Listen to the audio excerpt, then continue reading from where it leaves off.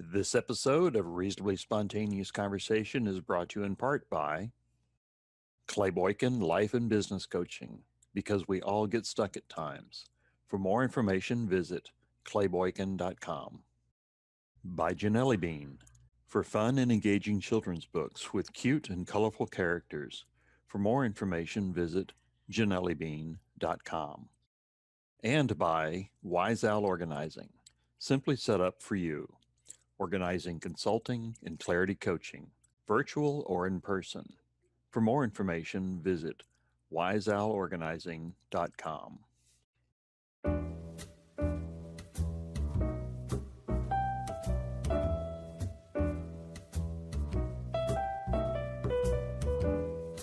Hello, world. It's me, Dennis, and welcome to another episode of Reasonably Spontaneous Conversation. My guest is Jordan Colburn. Hey, Jordan, welcome. Well, Dennis, I'm just excited to be here. You're my first interview. Well, thank you. My first book. So I'm really excited. Well, congratulations. And congratulations. In your book, you know, the thing that I'm fascinating with is that as I read your book, it is so relevant to today. Having had a career over that you have had to change the way I think about raising capital. And the thing that I love, one of the biggest things that I got out of the book was tenacity. You never quit and all that. Where did that come from in your life, Jordan? It came strictly out of my experience. I mean, I tried so many times, and a lot of times I did well, other times I tanked. And I thought, and you know what? But every time I did that, I learned something. Yes. And so I had to stick with it. My parents taught me too, you know, don't ever give up. My mother taught, never give up, just keep on going. So that's what I keep doing. And that was the tenacity to be able to do that. Did you get that as a child? Was that part of the learning? Because I didn't get that. I tended to give up too soon. And how did they impart that to you, Jordan? Well, whenever I got kicked in the teeth, and I really literally had to pick myself up and keep going. Yeah. And start over again. So, but it wasn't easy. It wasn't comfortable. My dad had problems sometimes, even as an attorney, and I watched how he handled that. Yes. He kept on going.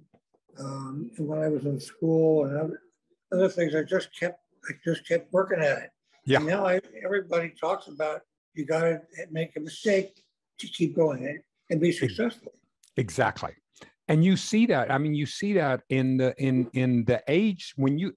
Like, I am 74 this year. You're how old? 88.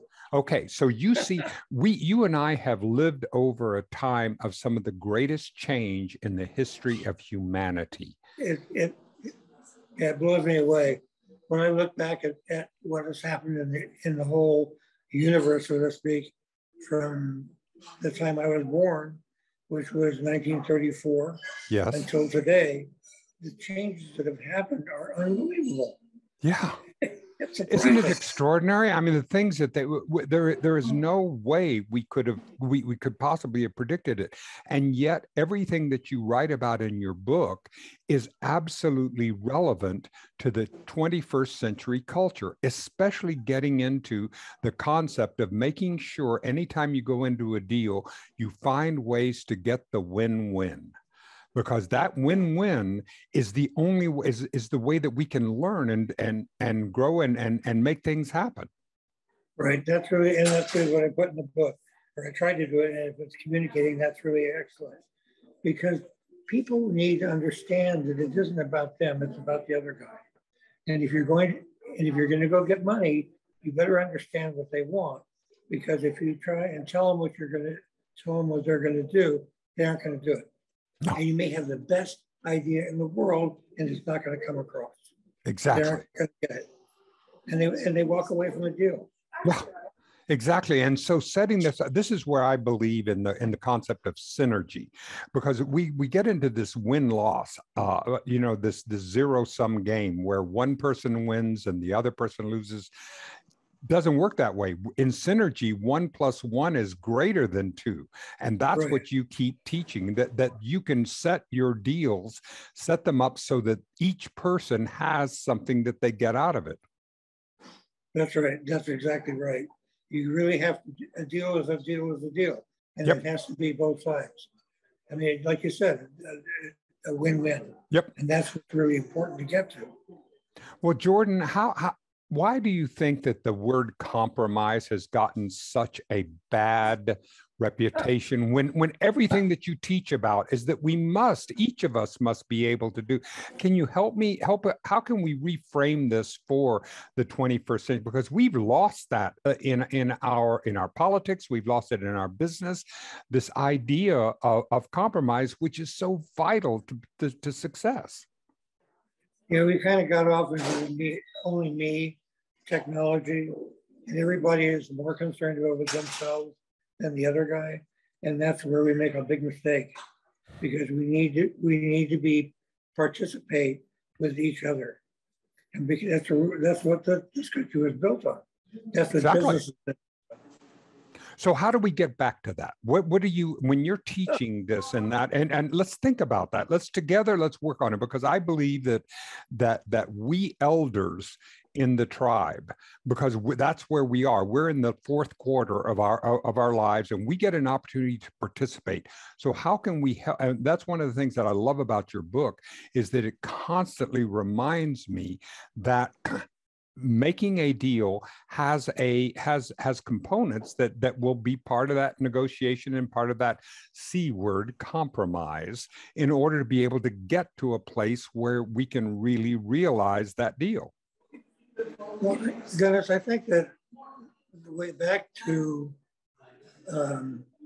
compromise, people need to stop and need to take people and say, look, you need to pay attention, back off your own personal thing and start looking and saying, what did the other guy do? We need to learn how to talk to each other.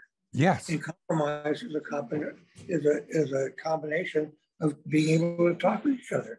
You may not like what the other guy has to say, but you got to at least listen.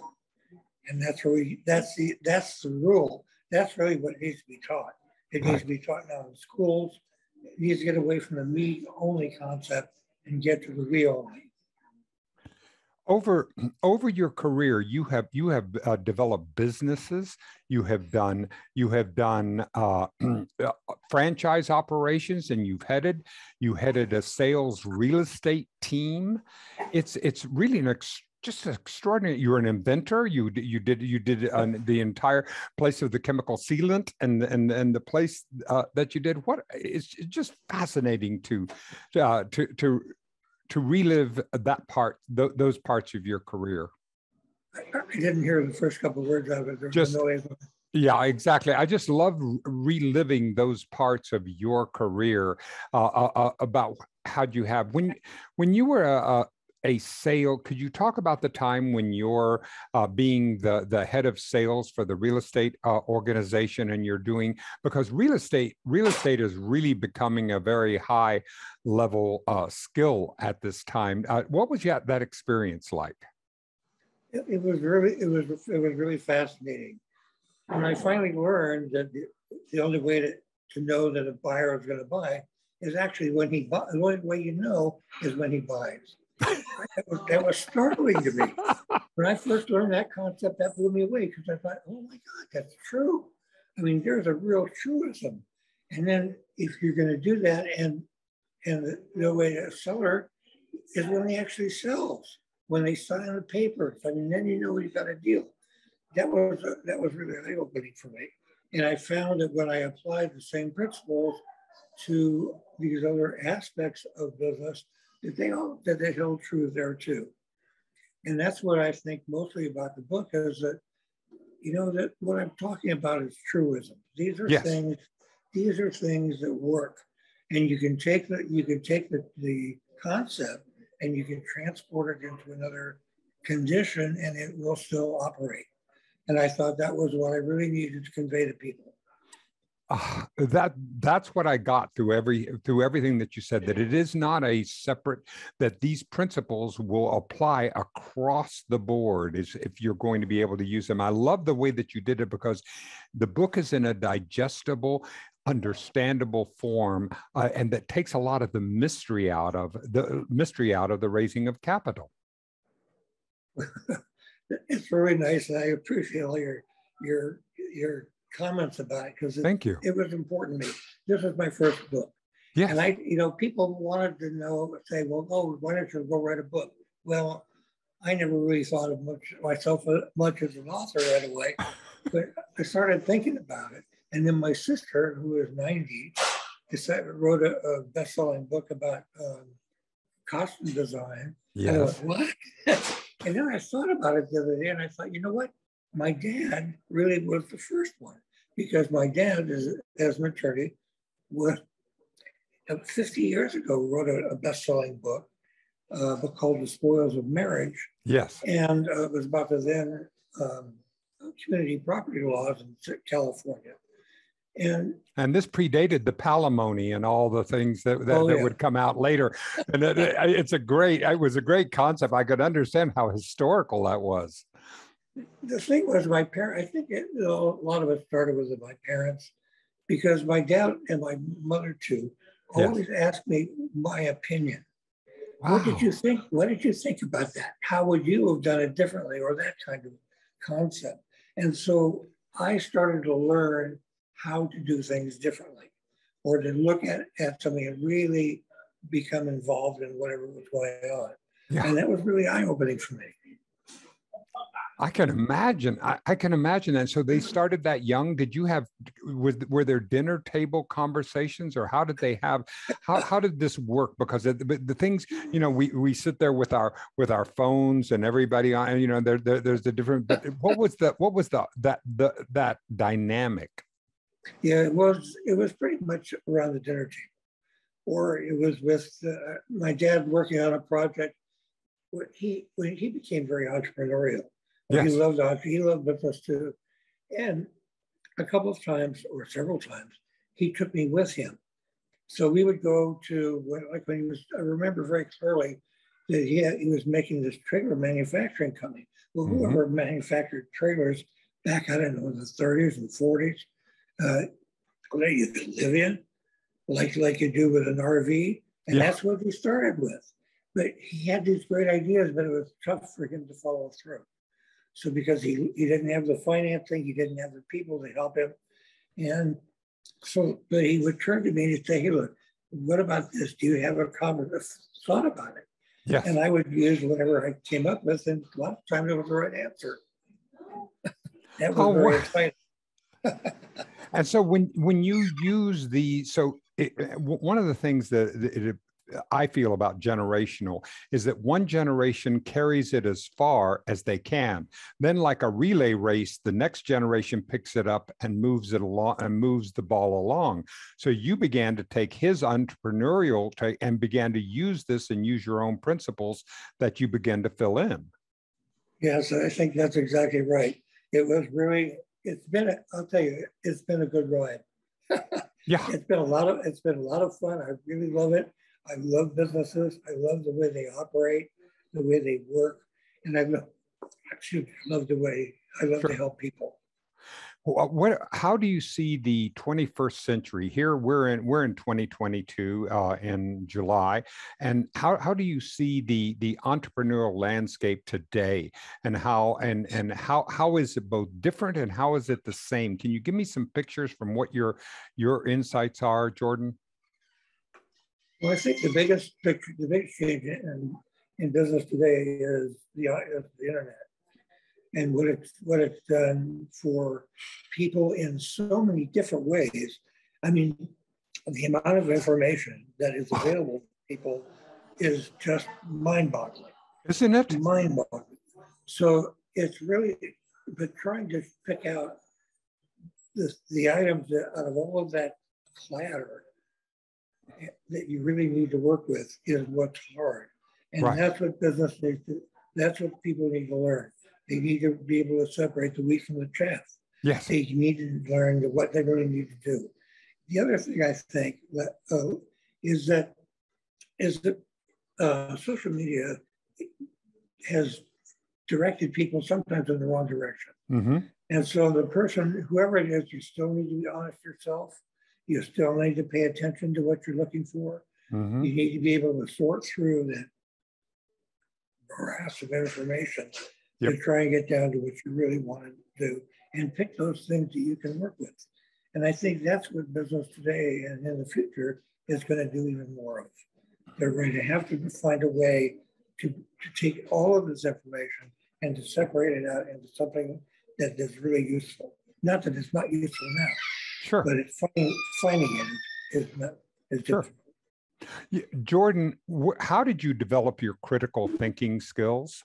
Because critical thinking is such an important in separating this wheat from the chaff and being able to do it. It requires critical thinking. It requires you to be able to assess what is valuable and take it away from what might not be valuable. And one of the things that I love about you being a few years older than I am is that I love your nimble mind, because that means that I can do the same thing. I can keep that nimbleness in my perspective. So how did you develop this critical thinking, and how do you maintain it? What do you do to maintain that ability? I think that the most important part of that is you're going to have to realize that you're going to make a lot of mistakes. Yes. And that's part of the critical thinking, because my grandfather said that the business will teach you what you need to know. Oh, what a I'll never forget that. And that's that is true. Beautiful. I mean, the business is going to teach you what you need to know, but you've got to pay attention. Yes. You must, if you're really serious about doing what you want to do, you need to pay attention to what you're doing. And you need to do it when you need to do it. And when you make a mistake, you say, oh, that's not a big problem. That's why they put erasers on the end of pencils. People are going to make mistakes. And if you understand that and pay attention, that will make a big difference. What scientist does not work on things that do not work until we get to the place where something does work? I mean, it's part of that, but we have forgotten that. And in your book, you continue to remind us of that. I love the, is it a stork or it's an egret or whatever that has the fish and this, never, I mean, has the frog, never. I love that cartoon. And you. That thing, I'll tell you, that cartoon has brought me through a lot of really bad situations, because when I was working in the construction industry, I was a sales rep for a brand new product. Yeah. It was really difficult to get through. We had several situations where we had really difficult, it was a difficult sales condition. And I had that is a poster, it's in my office. Mm-hmm. And I look at that thing all the time. And it reminds me, don't give up. And I have to continue, even when things were just awful. I mean, I had to remind myself, don't give up. And I had to go back and look at what I was thinking or what I was doing, or talk to the other person and see what they needed. Maybe there's something I missed, or in the course of a negotiation. And we're trying to figure out what we needed to do next. But I always had that vision in front of me. Don't ever give up. So that was important to me. That is wonderful. That is, and I don't see anything I see anything that is happening now in business that I see is completely applicable in your book. And it's just so current to me, Jordan. And I'm just so grateful that you would give me some time to be your first interview on getting this book out there, because it's giving me, because I'm going out and asking for financing for a film about called Shumal for Life, about a short animated film about world religion and how we can have peace there. And so I'm having to do that. So you've given me given me a complete guide on the ways that I'll be able to frame that, how I'll be able to get the business plan, how I'll be able to work. It's such a clear and concise. I love your writing. I'm so glad that you took the time to be able to do that for me. Well, that's fine. Now that makes it, I'll tell you, that makes it worthwhile for me. When somebody will take what you have and do something with it. Because Exactly. it is simple. It is very simple. And I see it happen all the time. Yes. Like I mentioned in the book about watching the Shark Tank. Yes. Because you can watch on Shark Tank, if you watch investors work with somebody who's got a project. Yes. And you watch their dynamics, you'll see my concept that I wrote with, that will come into being all the time. Yes. And the deals that are made are based on that. Yes. Oh, that's wonderful. Jordan, thank you for giving me the time today. Thank you for letting me get a chance to see you in progress, and to be able to see the gifts that you're bringing to all of us through this opportunity, through your book. And I look forward to getting the opportunity to talk with you again. Anytime. And I wish you a lot of luck on your project. Oh, well, thank you so much. I will keep you in the loop, and I will look and we will thank your amazing daughter, Nadine Jolson, for helping us to be able to meet and to connect. And I'm very proud to do that. And I'm proud to make your acquaintance, Jordan. Well, thank you very much. Me too, brother. Good. All right. Thank you, everybody. I hope you enjoyed this and I want to encourage everyone to be able to get the book, Change the Way You Think About Raising Capital. The link will be right here in the vidcast and in the podcast. So thank you very much. And we will see everybody the next time. Thank you. Thank you, Dennis. This episode of Reasonably Spontaneous Conversations has been brought to you in part by In Search of the New Compassionate Male. For more information, go to newcompassionatemale.com.